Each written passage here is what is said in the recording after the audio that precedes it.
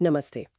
आज हम एक ऐसी कहानी की तह तक जा रहे हैं जिसने एक सदी से भी ज्यादा वक्त से दुनिया को अपनी गिरफ्त में ले रखा है।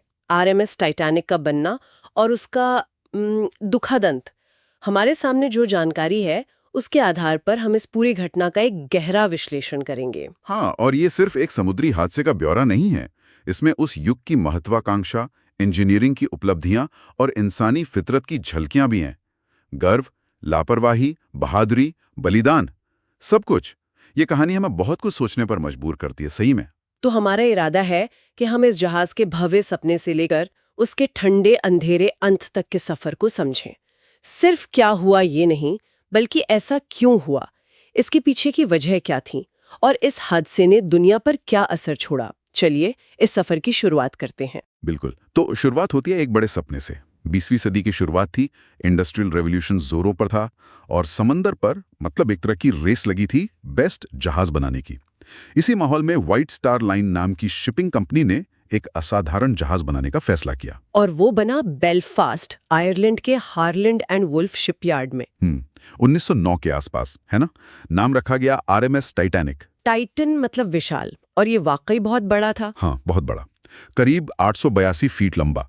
उस वक्त का सबसे बड़ा चलता फिरता स्ट्रक्चर था ये। लेकिन ये सिर्फ साइज की बात नहीं थी, ये लग्जरी और मॉडर्न टेक्नोलॉजी का सिंबल था। इसमें grand dining room, Turkish bath, squash court, first class के शानदार स्वीट्स, यहाँ तक कि एक गर्म पानी वाला स्विमिंग पूल भी था। संगमरमर की सीढ़ियां, लकड़ी की बारीक नक्काशी, मतलब समंदर पर तैरता एक महल जैसा। और इसकी इंजीनियरिंग को लेके भी बड़े दावे थे। इसे बनाने में उस समय की सबसे एडवांस टेक्नोलॉजी इस्तेमाल हुई थी। जैसे कि इसका डबल बॉटम हल। इसका क्या मतलब था हम भाषा में? देवी, इसका मतलब था कि जहाज की निचली सतह जो पानी के नीचे रहती है वो 2 लेयर्स में बनी थी। अगर बाहर वाली लेयर को कुछ नुकसान भी हो तो अंदर की लेयर पानी को रोक सके। इसके अलावा जहाज के निचले हिस्से को 16 वाटरटाइट कंपार्टमेंट्स में बांटा गया था। पानी रोधी डिब्बों में आप कह सकते हैं। अच्छा, और ये डिब्बे इस तरह डिजाइन किए गए थे कि अगर किसी एक दो में पानी भर भी जाए तो दरवाजे बंद करके पानी को बाकी जहाज में फैलने से रोका जा सकता था। हाँ, थियोरी यही थी। और कैलकुलेशंस ये कहती थी कि अगर आगे के मतलब 4 कंपार्टमेंट्स में भी पानी भर जाए तब भी जहाज तैरता रह सकता था। इसी डिजाइन और सेफ्टी फीचर्स के आधार पर इसे अनसिंकेबल कहा जाने लगा, मतलब कभी न डूबने वाला। यहीं पर शायद कहानी का एक अहम मोड़ आता है, ये ना डूबने वाला टैग। बिल्कुल, ये सिर्फ एक जहाज नहीं था, ये ब्रिटिश इंजीनियरिंग और इंडस्ट्रियल पावर का एक परचम था। ना डूबने वाला होने का विश्वास दिखाता है कि इंसान को अपनी बनाई तकनीक पर कितना भरोसा या शायद गुरूर हो चला था, जैसे प्रकृति पर इंसान की जीत का ऐलान हो। और इसी अति आत्मविश्वास ने शायद आने वाले खतरे को नजरअंदाज करने में भूमिका निभाई। और फिर वो दिन आया जब ये तैरता महल अपनी पहली यात्रा पर निकला। 10 अप्रैल 1912, साउथहैम्पटन, इंग्लैंड से न्यूयॉर्क शहर का सफर। हाँ, इस जहाज पर करीब 2200 लोग सवार थे और समाज का हर तबका मौजूद था। एक तरफ जॉन जेकब एस्टर जैसे उस वक्त के सबसे अमीर लोग, बड़े बिजनेसमैन, आर्टिस्ट। दूसरी तरफ थर्ड क्लास में सफर कर रहे सैकड़ों गरीब लोग जो यूरोप की गरीबी छोड़कर अमेरिका में एक नई जिंदगी का सपना देख रहे थे। और साथ में था जहाज का विशाल क्रू, कैप्टन एडवर्ड स्मिथ के नेतृत्व में। कैप्टन स्मिथ भी तो बहुत अनुभवी माने जाते थे, है ना? व्हाइट स्टार लाइन के सबसे भरोसेमंद कप्तानों में से एक। हाँ, बिल्कुल। और कहा जाता है कि उनकी रिटायरमेंट से पहले की आखिरी यात्रा होने वाली थी। विडंबना देखिए, इतने अनुभवी होने के बावजूद शायद वे भी टाइटैनिक की क्षमताओं को लेकर कुछ ज्यादा ही कॉन्फिडेंट थे। शुरुआती माहौल तो जैसे किसी त्योहार का था। फर्स्ट क्लास में पार्टियां चल रही थीं, ऑर्केस्ट्रा बज रहा था। थर्ड क्लास में भी लोग अमेरिका पहुंचने की उम्मीद में खुश थे, गा बजा रहे थे। लेकिन उधर नॉर्थ अटलांटिक का ठंडा पानी अपने अंदर खतरे छुपाए बैठा था। यात्रा के दौरान दूसरे जहाजों से आइसबर्ग्स के होने की वार्निंग्स आने लगी थी। हाँ, कई चेतावनियां मिली। लेकिन यहाँ एक और पहलू सामने आता है। उस वक्त रेडियो कम्युनिकेशन मतलब वायरलेस नया था। रेडियो ऑपरेटर्स जैक फिलिप्स और हैरोल्ड ब्राइड असल में मार्कोनी कंपनी के कर्मचारी थे।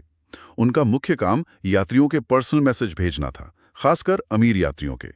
जहाज की सेफ्टी से जुड़े संदेशों को प्रायोरिटी देने का सिस्टम शायद उतना मजबूत नहीं था। कुछ वार्निंग्स तो ब्रिज तक पहुंची नहीं या उन पर उतनी गंभीरता से ध्यान नहीं दिया गया। तो क्या ये सिर्फ नजरअंदाज करना था या फिर तेजी से पहुंचने का दबाव भी था। मैंने सुना है व्हाइट स्टार लाइन के चेयरमैन ब्रूस इसमे वो भी जहाज पर थे और चाहते थे कि रिकॉर्ड टाइम में यात्रा पूरी हो।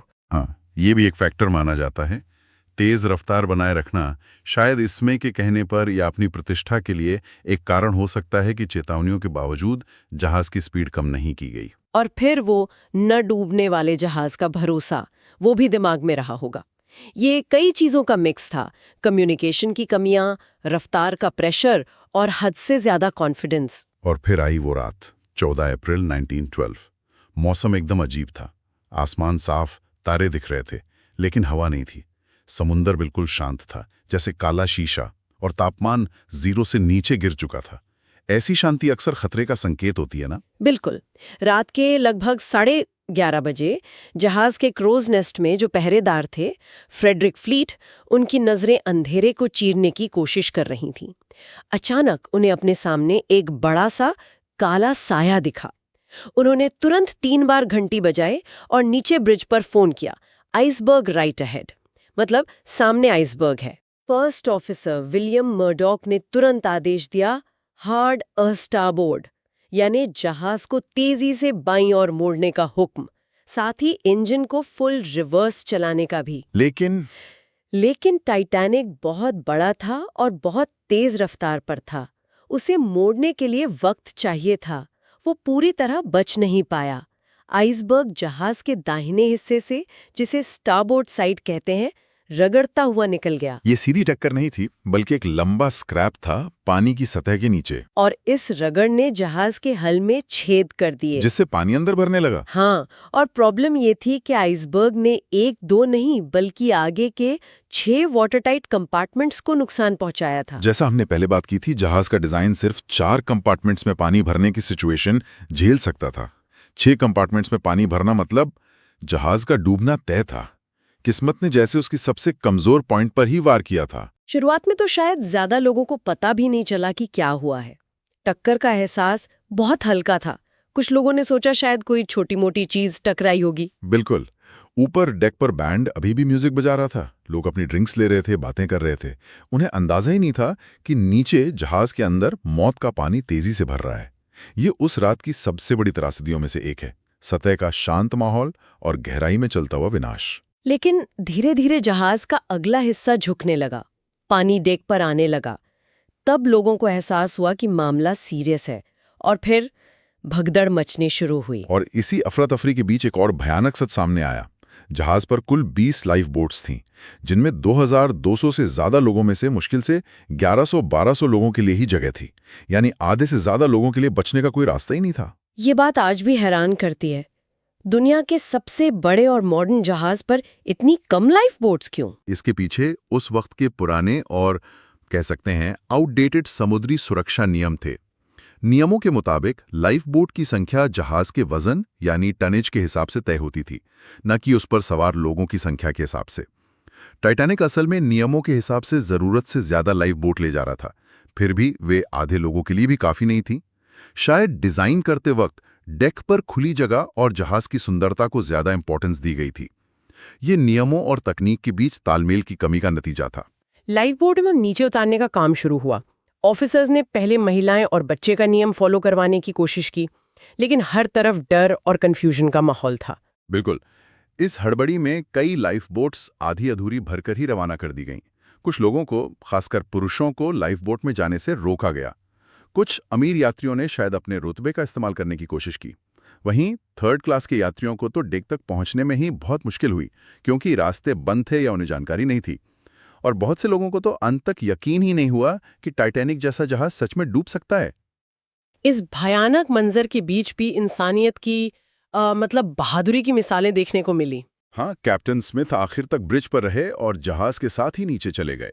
वायरलेस ऑपरेटर्स जैक फिलिप्स और हैरल्ड ब्राइड कड़ाके की ठंड में अपनी जान की परवाह किए बिना लगातार डिस्ट्रेस सिग्नल भेजते रहे। उस वक्त SOS नया कोड था, पुराना CQD भी इस्तेमाल हो रहा था। वे दोनों कोड्स भेजते रहे, SOS, CQD, MGY टाइटैनिक का कॉल साइन था। We are sinking fast, passengers being put into boats, मतलब हम तेजी से डूब रहे हैं, यात्रियों को नाव में बिठाया जा रहा है। जैक फिलिप्स तो अपनी पोस्ट पर ही शहीद हो गए। और वो कहानियाँ, पतियों का अपनी पत्नी और बच्चों को लाइफ बोट में बिठाकर अलविदा कहना। हाँ, जैसे बेंजामिन गुगनहाइम, जो बहुत अमीर थे, उन्होंने कहा हमने सबसे अच्छे कपड़े पहने और हम जेंटलमैन की तरह नीचे जाने के लिए तैयार हैं। ईडा स्ट्रॉस, जिनके पति इजिडोर स्ट्रॉस मेसीज डिपार्टमेंट स्टोर के मालिक, को उम्र की वजह से लाइफ बोट में जगह दी जा रही थी। उन्होंने जाने से इनकार कर दिया। उन्होंने कहा हम सारी जिंदगी साथ रहे हैं, अब अलग नहीं होंगे। दोनों साथी डूब गए। ऐसी कई कहानियां हैं। और वो जहाज का बैंड, वॉलेस हार्टले और उनके साथी म्यूजिशियंस। हाँ, वे डेक पर खड़े होकर आखिर तक म्यूजिक बजाते रहे, शायद लोगों को हौसला बनाए रखने के लिए, या शायद उस भयानक माहौल में थोड़ी शांति और गरिमा लाने के लिए।